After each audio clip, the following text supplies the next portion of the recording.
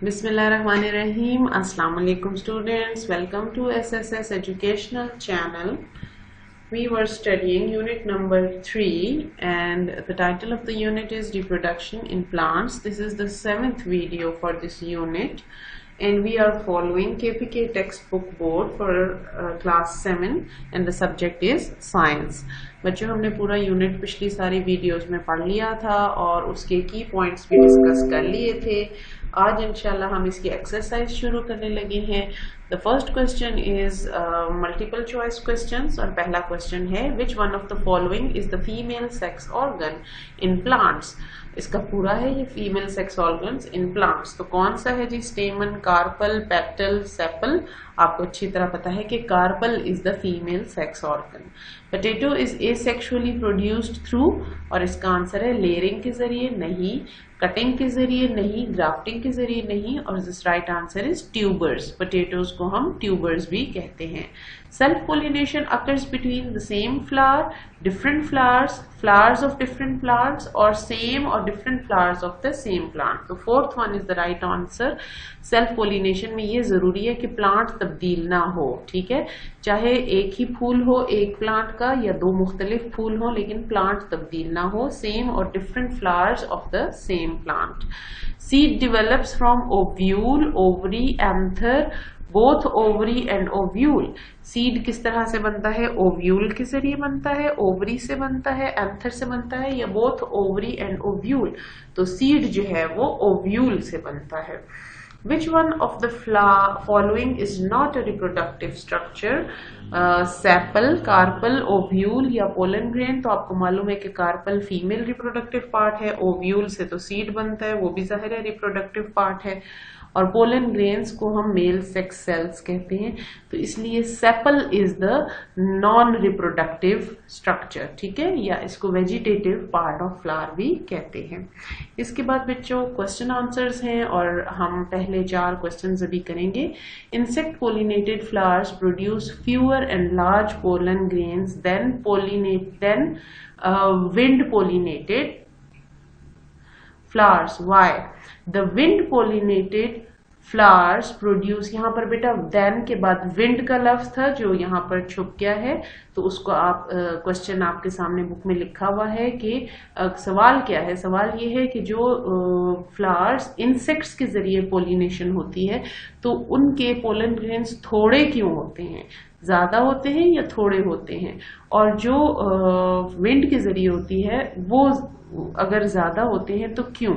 तो इसका जवाब है कि the wind pollinated flowers produce pollen grains in large quantity because a large amount of pollen is wasted by falling on the land और at places other than the other flower. जो wind pollinated flowers हैं जिनमें wind के जरिए pollination होती है उनमें pollen grains बहुत बड़ी तादाद में पैदा होते हैं, बहुत बड़ी तादाद में बनते हैं, क्योंकि बहुत सारे पोलन ग्रेन्स जाया हो जाते हैं। जाहिर है हवा जब एक जगह से दूसरी जगह उड़ाएगी तो उसमें से चंद पोलन ग्रेन्स दूसरे फूल तक पहुंचेंगे, लेकिन ज्यादा जो पोलन ग्रेन्स हैं वो गिर के जाया हो जाएंगे।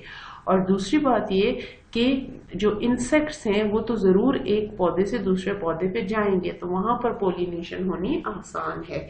Insect pollinated flowers comparatively produce less pollen grains because the insects are sure to land on other flowers in search of the nectar. जो इंसेक्ट पोलिनेटेड फ्लावर्स हैं वो कंपैरेटिवली कम पोलन ग्रेन्स प्रोड्यूस करते हैं, क्योंकि इंसेक्ट्स एक पौधे से उड़ के जरूर दूसरे फूल पे जाएंगे, क्योंकि उन्होंने वहां से नेक्टर चूसना होता है। नेक्टर क्या होता है? नेक्टर जो फूल के अंदर जूस होता है उसको कहते हैं।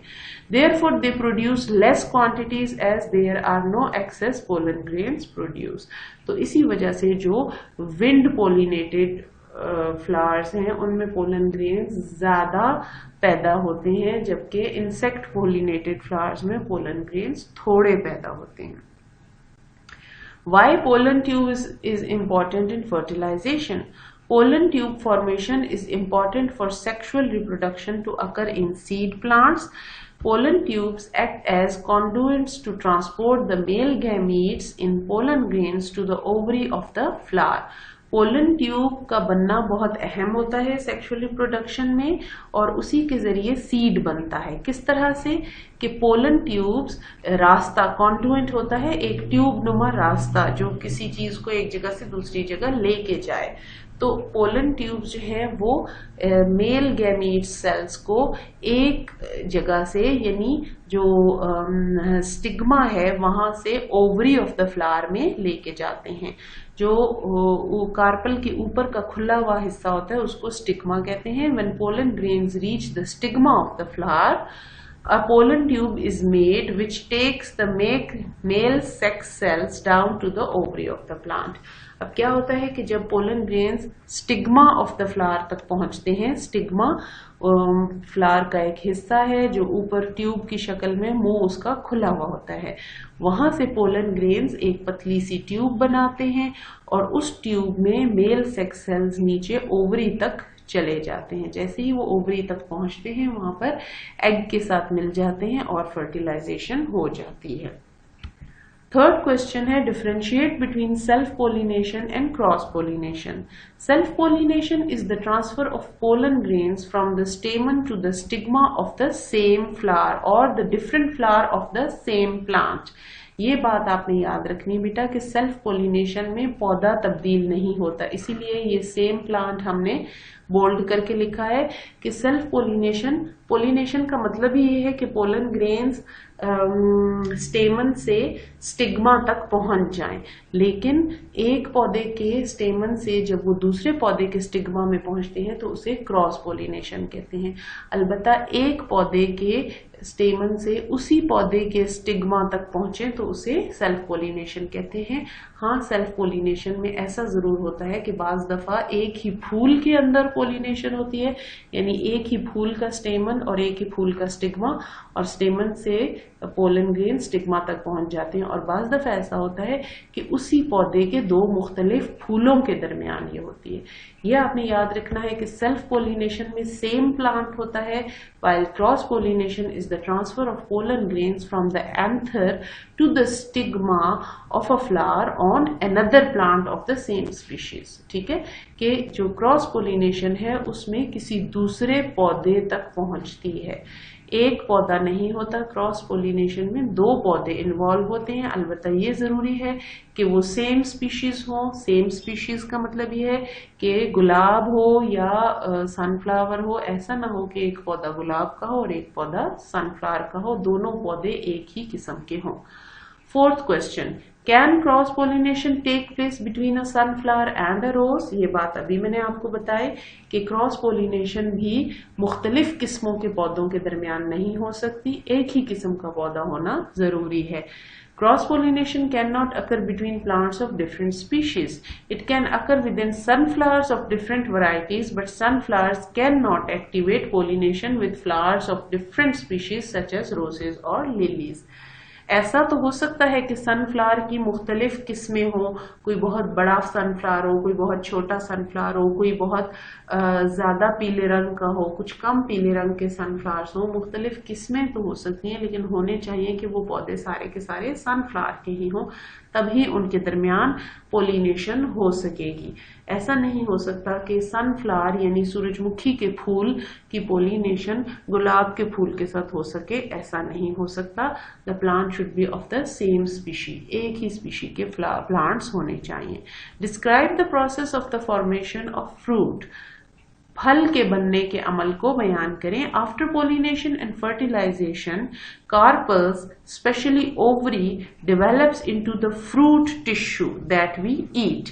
पोलिनेशन होने के बाद फर्टिलाइजेशन होती है, फर्टिलाइजेशन होने के बाद कार्पल्स आहिस्ता आहिस्ता, स्पेशली जो ओवरी है, कार्पल के बीच में भी जो ओवरी पार्ट है वो फ्रूट टिश्यू बनाना शुरू कर देता है और उसमें खुराक जमा करनी शुरू कर देता है, और यही वो हिस्सा होता है जो कि हम किसी भी पौधे का खाते हैं। जो हम फल कह के खाते हैं वो वही हिस्सा होता है जो ओवरी की दीवार में पौधा फूड जमा करता है।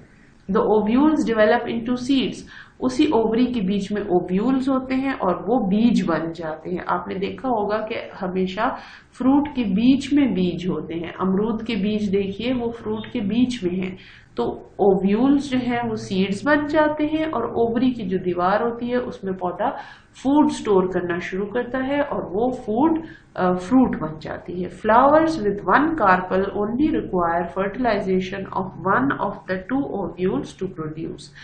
जो कार्पल है, जो कि फीमेल रिप्रोडक्टिव पार्ट है, उसमें से किसी एक ओव्यूल का फर्टिलाइज होना जरूरी है। जैसे ही वो ओव्यूल पोलन ग्रेन के साथ, पोलन ग्रेन के आने की वजह से फर्टिलाइज होगा तो वो फ्रूट में चेंज होना शुरू हो जाएगा। And this process is called formation of fruit, और यही प्रोसेस फ्रूट बनने का अमल कहलाता है।